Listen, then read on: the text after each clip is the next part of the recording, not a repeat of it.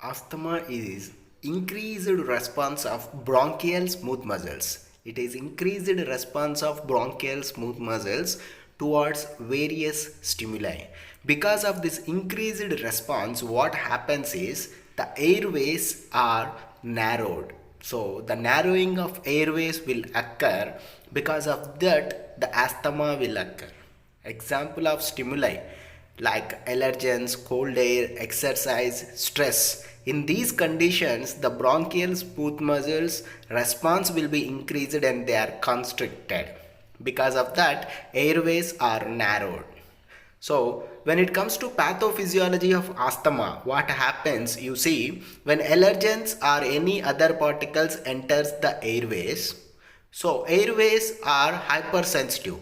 It automatically triggers the stimuli. When it triggers the stimuli, the airways, what they will do is they will produce excess mucus. When something enters into airways, airways produce excess mucus. Because of this mucus, the bronchial muscles are contracted. So when the bronchial muscles are contracted, it produces asthma attack. So because of this asthma attack, again excess mucus will be produced and then another further narrowing of airways will occur and it leads to cough and other breathing problems. So this is the pathophysiology of asthma. When it comes to types of asthma, there are mainly three types of asthma: mild intermittent asthma, chronic asthma and status asthmaticus.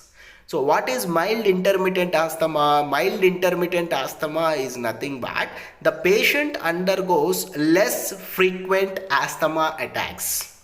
The patient undergoes only less than 2 or equal to 2 attacks for a week. In a week, the patient will undergo less than or equal to 2 attacks.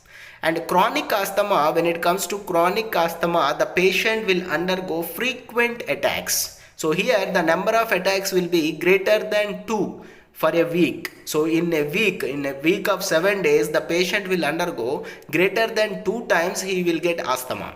Next, status asthmaticus. This status asthmaticus is dangerous. It is a life-threatening asthma attack. So when it occurs, it will be persistent. It cannot be relieved. So the patient has to be immediately admitted into the intensive care unit of a hospital. Why? Because the patient will receive the frequent nocturnal attacks. So in every night, the patient will receive this asthma attack. So this is about the definition, pathophysiology and types of asthma.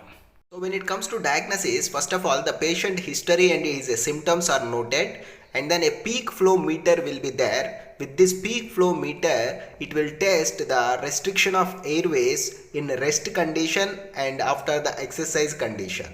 And a pulmonary function test is performed for knowing the functioning of lungs. And then a skin test is performed, how a prick is made on skin at a depth of 1 millimeter. So after pricking, the skin should be rubbed with cotton which is immersed in alcohol. So when the skin is rubbed with cotton immersed in alcohol, then you have to check for the reaction.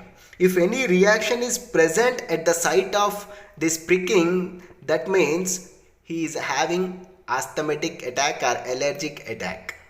So that is another test. And then blood test is performed naturally. Blood test for IgE antibodies and eosinophil count is also performed, and a chest x-ray is performed for diagnosing this asthma.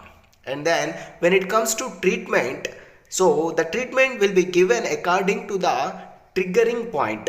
So because of which it is triggered, based on that point the treatment is given.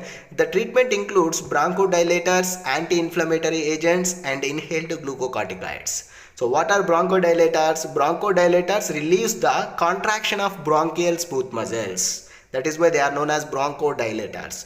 Examples like salbutamol, ipratropium bromide, theophylline and aminophylline. And then anti-inflammatory agents reduces the swelling of smooth muscles. Example, prednisolone, cromolyn sodium, montelukast, gefirulicast, etc. And then inhaled glucocorticoids like fluticasone, beclomethasone, finisolide and immunotherapy is also provided for this asthma.